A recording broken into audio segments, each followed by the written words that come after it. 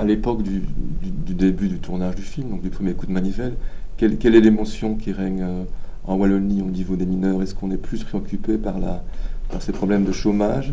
Et est-ce que aussi la catastrophe de Marcinelle, qui s'est déroulée juste 3 ans auparavant, euh, est encore vive dans les mémoires? Euh, la catastrophe de Marcinelle est certainement très vive dans les mémoires, mais personne n'en parle. Et la fermeture des charbonnages, c'est la même chose. On a un exemple flagrant. Nous avons filmé à un certain moment un mur sur lequel nous avions remis des affiches de l'époque de la grève de 59. Et on a tourné ce qu'on avait à tourner devant ce mur. Et 2 heures après notre départ, il n'y avait plus aucune affiche sur le mur. Elles avaient été arrachées. Donc, je veux dire, le silence qu'on voulait faire, que les ouvriers voulaient faire sur la chose, était très net. Mais quelle était la raison du silence ouvrier, justement? Et c'était il y avait tout là-dedans. Il y avait de la déception, bien sûr, mais il y avait aussi surtout une rage extraordinaire, parce que c'était le moment des grandes décisions. Certaines familles ont pris la décision de retourner en Italie. C'était un petit nombre. Le plus grand nombre a décidé de rester en Belgique parce que les gosses avaient commencé leurs études en français et qui commençaient à parler le français, etc. Et ces familles-là sont vraiment restées pour les enfants. Alors le film pose le rapport du film, à mon sens, passe entre un enfant qui arrive le jour même d'Italie, Oui. et un mineur, lui, italien, qui va rentrer le lendemain d'Italie. Oui. Alors comment se passe cette transmission? On a un peu l'impression que ce mineur italien, Domenico, hein, si je ne me trompe, Oui. peut effectivement transmettre une sorte d'histoire, de mémoire, enfin en tout cas des éléments qui vont permettre à l'enfant de se situer dans ce nouveau décor.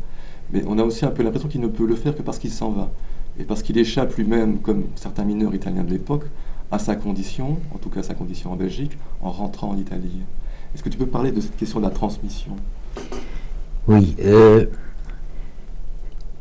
Je pense que le mineur, au moment où on le filme, a en effet pris la décision de rentrer. Et qu'il lui est donc par conséquent plus facile de transmettre comme un résumé de sa vie de mineur en Belgique. En réalité, il n'est pas très sûr de rentrer.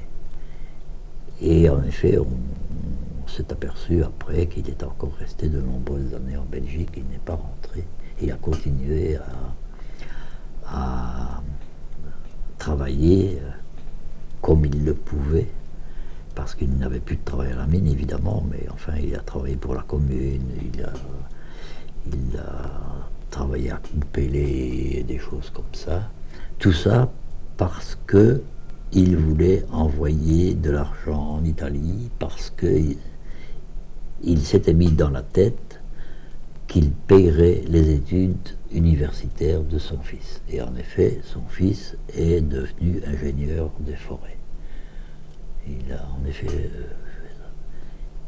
et je pense que là, tu as raison de dire que il lui était plus facile de transmettre cette réalité vécue à un jeune qui venait d'arriver,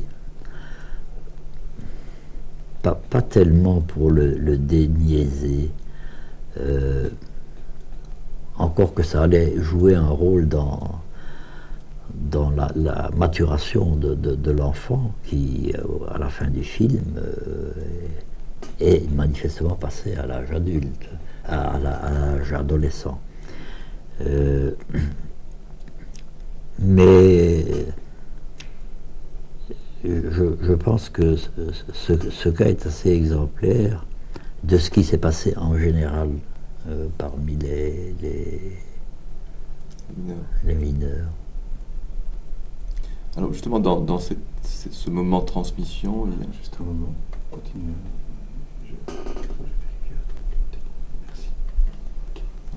dans ce contact entre l'homme et l'enfant, il y a trois mots sont cités, Oui.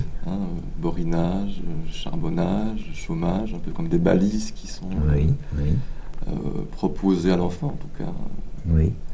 Et il y a un quatrième mot qui n'est pas cité. Oui. Il y a la vision d'un cimetière. Oui. Alors on a l'impression, est-ce que c'est un rapport, est-ce qu'on est là dans un mot retenu par rapport à Marcinelle? Je pense qu'il y a d'abord l'expérience de Domenico qui sent sa vie se terminer en même temps que le charbonnage se termine. Ça, c'est une chose. Maintenant, qu'il y ait un rapport aux morts de Marcinelle, c'est probable. C'est probable. Mais encore une fois, la volonté de ne plus parler ni du métier, ni de ce qui s'était passé, etc., elle était assez extraordinaire parmi tous les mineurs de l'époque. Et ça a duré pendant quelques années. C'était un deuil silencieux, c'était une manière de... C'était un deuil, oui, mais c'était aussi une révolte extrêmement profonde et une amertume extraordinaire. Alors, le film est à mon sens un chant de la vie. Je veux dire, dès les premières Oui, images, on est dans un oui, chant oui. du monde. Oui, Et on sent constamment ce rapport entre la vie et la mort à l'intérieur du film. Comment cet équilibre se met-il en place? Comment est-ce que les choses se passent au niveau de la scénarisation et au niveau du tournage lui-même? mais d'une manière vraiment pas géniale du tout. Je veux dire qu'il n'y a pas une illumination subite qui nous a saisis. Ça s'est fait d'une manière très très matérielle et très, je dirais presque mécanique. Comme on était parti sans véritable scénario. On décidait des scènes à tourner et le soir après le tournage, on se réunissait tous dans une des chambres à coucher de l'hôtel et il y avait une espèce de grande armoire normande et quand on ouvrait les portes de cette armoire normande, il y avait des petits papiers où on inscrivait les séquences qu'on avait tournées et ensemble on élaborait le scénario. Et on se disait, tiens, non, cette séquence qu'on a mis là, on doit plutôt la mettre là, etc., parce qu'il y a un rapport, etc., etc. Et c'est un travail, je dirais, collectif de scénarisation qui a été fait comme ça. Qui était dans le collectif? Ah, mais c'est une équipe plus que réduite, hein. Il y avait donc l'assistant réalisateur, Maurice Berbloch. Il y avait une script, Rose Tutzkaver. Il y avait Freddy Renz, qui était le fils de Renz, qui avait tourné Borinage pour Stork Events. Et puis c'est tout. Et puis c'est tout, donc c'était une équipe extrêmement réduite. Et le seul professionnel dans la bande, c'était Freddy Renz, qui lui avait déjà tourné beaucoup, etc. Et nous étions tous des amateurs. Moi j'avais derrière moi comme seule expérience 3 documentaires et un court-métrage de fiction, Klingart. Mais tu as du théâtre derrière toi à ce moment-là. Bien sûr, j'avais du théâtre derrière moi, quand même à peu près 13 ans. Et les copains qui travaillaient avec moi n'étaient pas du tout du métier. Bear Block, j'avais été le débauché chez un agent de change. La script Roestadshaver, j'avais été la débauché dans un laboratoire de développement de photos. Donc, c'était des gens qui n'étaient vraiment pas des professionnels. Et la seule connaissance que j'avais du cinéma, en dehors des quelques films, et je dirais presque des quelques rares films que j'avais pu voir, c'était les écrits d'Eisenstein, et que j'avais lus à l'époque où je faisais du théâtre, et qui m'avaient servi précisément pour faire du théâtre. Donc tu avais une connaissance théorique d'Eisenstein, est-ce que tu avais aussi vu ces films? Mais je ne pense pas que j'avais vu ces films, mais j'étais très pauvre en connaissances cinématographiques. Ma jeunesse, je l'ai passée à Eupen, et là, il y avait un cinéma